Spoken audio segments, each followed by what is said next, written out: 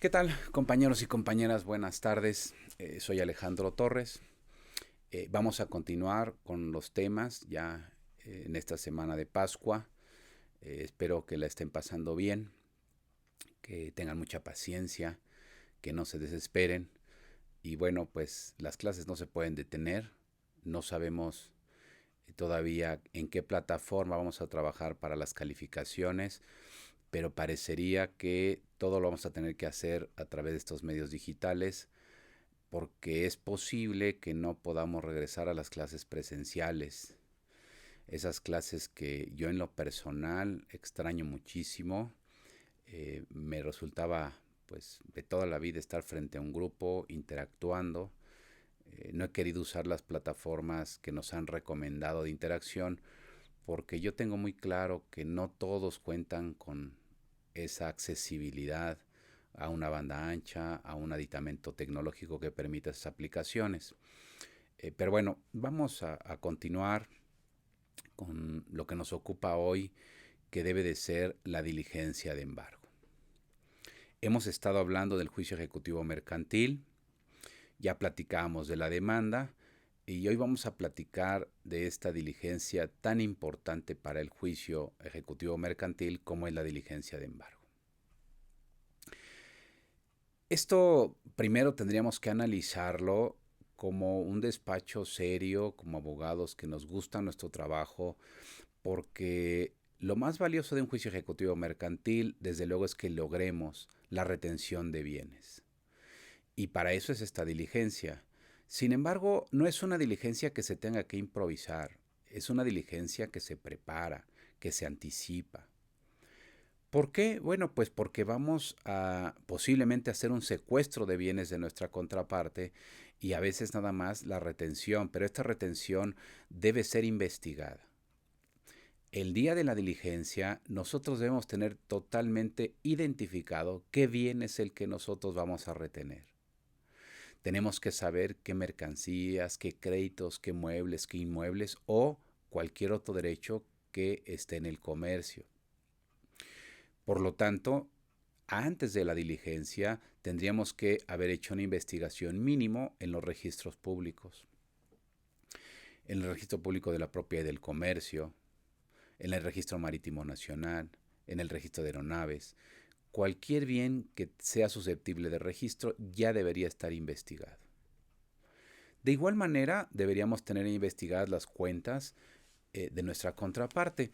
Y aquí existe pues una realidad que mucho tiempo se ha seguido. Y cuando nosotros tenemos idea de la cuenta bancaria que podíamos embargar, para confirmar que el titular es el demandado, el deudor, pues se hacen depósitos por cantidades mínimas solo para tener un comprobante de quién es el cuentaviente. Entonces se acude al banco, se depositan 10 pesos y en ese momento quien recibe el depósito debería saber que nada más están buscando esa cuenta. Pero bueno, la gente a veces no está al pendiente, a veces no tiene las alertas y puede funcionar. Y a veces pues las empresas son muy grandes, entonces darse cuenta de un depósito de 10 pesos pues sí resultaría difícil de identificar de manera pronta. Una vez identificada la cuenta, el día de la diligencia pues podría señalarse para que quede embargada y se podría girar el oficio para que ya no pueda moverse el capital que tenga esa cuenta. En consecuencia, antes de acudir a la diligencia, lo primero tendría que ser una investigación seria, completa, exhaustiva, de cualquier bien que pueda ser secuestrado, que pueda ser retenido. Podría ser también un automóvil, nada más que para eso pues tendríamos que tener las placas del automóvil, el número de identificación de ese automóvil, que es el VIN, para que nosotros podamos identificarlo con toda precisión. Pero bueno, ahora, ¿qué es lo que nos ocupa? La diligencia en sí misma. ¿Cómo va a suceder esto? Bueno, en primer lugar, tendríamos que tener admitida la demanda con un auto que tenga la orden formal de hacer la retención de bienes. Claro, lo primero que tendría que hacerse es el requerimiento de pago. Y así lo va a ordenar el auto. En la práctica forense, esto impera buscar al actuario ejecutor del juzgado para que nos dé una cita. ¿Por qué? Porque esta diligencia es en conjunto, tiene que ir el actuario ejecutor, pero también el interesado. Una vez fijada la fecha, pues ya tendríamos que ir preparando toda la información que tenemos para la retención. Llegado el día, nos vamos a trasladar. Es usual que se tenga que pasar por el actuario ejecutor a algún domicilio, trasladarnos al domicilio, que por cierto, deberíamos tener plenamente identificado. Cómo vamos a llegar, si vamos a ir en un transporte público, si vamos a ir en un transporte de taxi privado, si vamos a llevar nuestro automóvil, para que nada detenga, entorpezca o dilate la diligencia. Tendríamos entonces que tener todo preparado para que inmediatamente que lleguemos se lleve a cabo esa diligencia. ¿Por qué?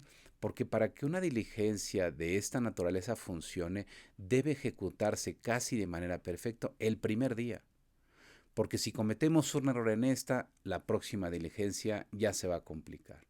Ya nos van a negar que vive ahí, que no tiene bienes, ya vació sus cuentas, etcétera, etcétera. Por eso esta diligencia tiene que ejecutarse bien a la primera. Eso es lo ideal. Llegados al domicilio, se tiene que preguntar por el deudor, por el demandado. Si se encuentra, qué maravilla, y si no, se tendría que dejar un citatorio para que espere al actuario dentro de 72 horas siguientes.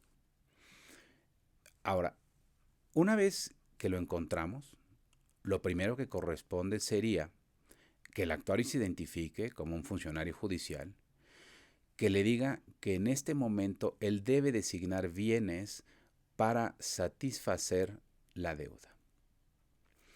Y lo debe percibir que si no designa bienes, ese derecho va a pasar al ejecutante, al actor en este momento.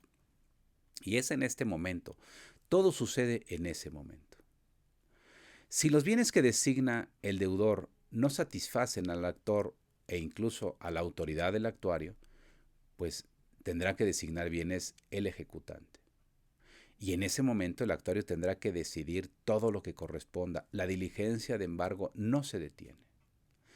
La ley tiene una prelación que es la siguiente. En primer lugar se embargan mercancías. En segundo, créditos. Luego muebles, luego inmuebles y al final cualquier otro bien.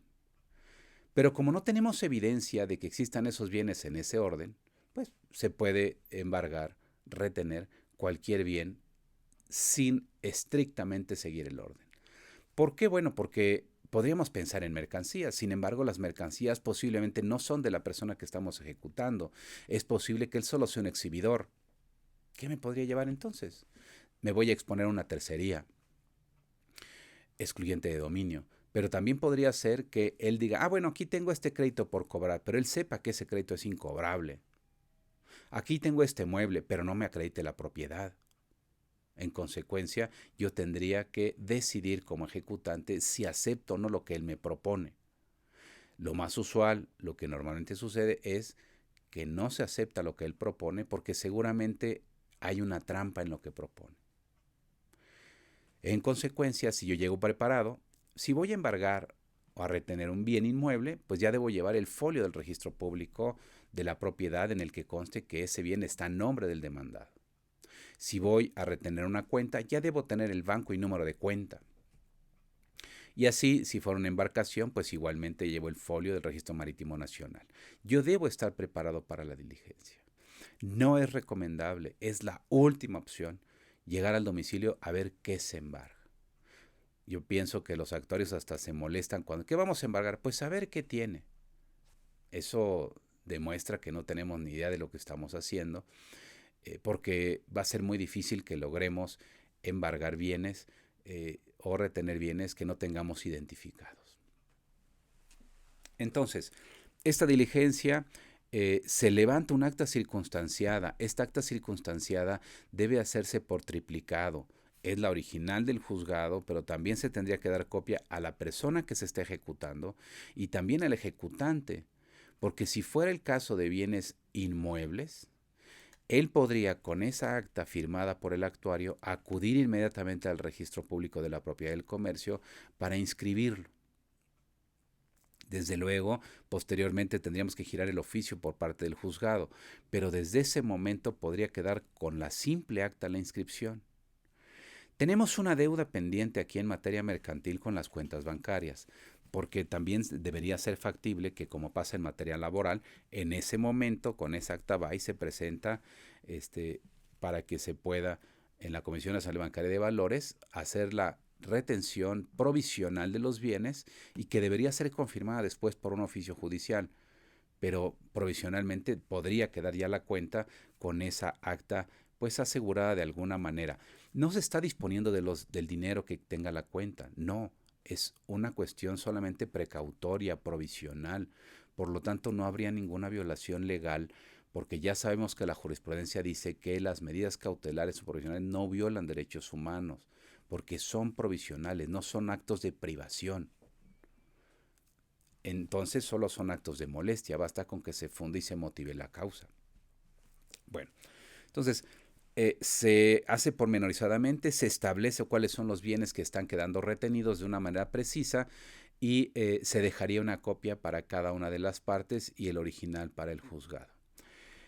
Inmediatamente que se hace el requerimiento de pago, usualmente no se paga, pues nadie tiene la liquidez para pagar en ese momento. Se hace la retención de bienes, se apercibe al demandado, se le emplaza y se le vuelve a percibir para que conteste la demanda en el término de 8 días que establece la ley. Apercibiéndolo también que de no contestar se tendrán por ciertos los hechos afirmados por el actor en su demanda. En eso consiste la diligencia de embargo. Entonces, hacemos la cita, nos preparamos para saber qué bienes vamos a retener, tenemos la información completa, nos trasladamos al inmueble, hacemos el requerimiento de pago, hacemos la retención. Y aquí haría una observación adicional. Si nos vamos a llevar bienes, vamos a secuestrar bienes que tengan, pues tendríamos que pormenorizar esos bienes. En el acta circunstanciada señalar qué cantidad de bienes, cuáles son sus características, si tienen número de serie, si tienen marca, etcétera, etcétera, etcétera, para que no haya duda qué es lo que nos estamos llevando. Si estaban funcionando, que estaban funcionando, si no funcionaban, que no funcionaban. Quisiera poner el ejemplo del automóvil. Si voy a secuestrar un automóvil, pues tengo que señalar el kilometraje que tiene y hoy con la tecnología sería facilísimo tomar un video general del automóvil o tomar diversas fotografías de diversos ángulos para saber en qué estado estaba. A lo mejor el coche no tenía tapones, no tenía rines de lujo, no tenía o tenía algún golpe, estaba mal la pintura. Es decir, el automóvil va a quedar inmóvil a partir de que se ha secuestrado. No nos lo estamos llevando para usarlo, ni nadie debería usarlo. Pero tampoco vamos a responder de él de golpes que ya tenía, de desgaste de llantas que ya tenía, del kilometraje que ya tenía, etcétera, etcétera. Por eso es importante pormenorizar lo que estamos haciendo. Si nos vamos a llevar alguna mercancía, tampoco podemos soslayar la posibilidad de tomarle fotografías o video para que después tengamos una constancia de cómo estaban los bienes al ser secuestrados y no nos vayan a imputar alguna responsabilidad. Una vez que se decide qué es lo que queda retenido o embargado, pues, como decía, se emplaza, se requiere y nos retiramos de la diligencia. Si el bien puede ser secuestrado, nos lo llevamos y si no, simplemente le hacemos saber al deudor que han sido embargados para que él tampoco pueda disponer de ellos. Estamos hablando de las cuentas bancarias, por ejemplo, que él ya no debería disponer. La ley señala que habría un desacato a la autoridad judicial si él dispone de ellas. Y en el caso del inmueble, pues tendríamos que inscribirlo en el registro público para que él no pueda disponer libremente de él, sino que si quiere enajenarlo, quede una constancia de que quede enajenado, pero ya con la diligencia, ya con el gravamen que se le generó con la diligencia de retención o embargo. Bien, pues esto en lo general consiste la diligencia de embargo. Muchas gracias, que tengan una excelente tarde. Hasta la próxima.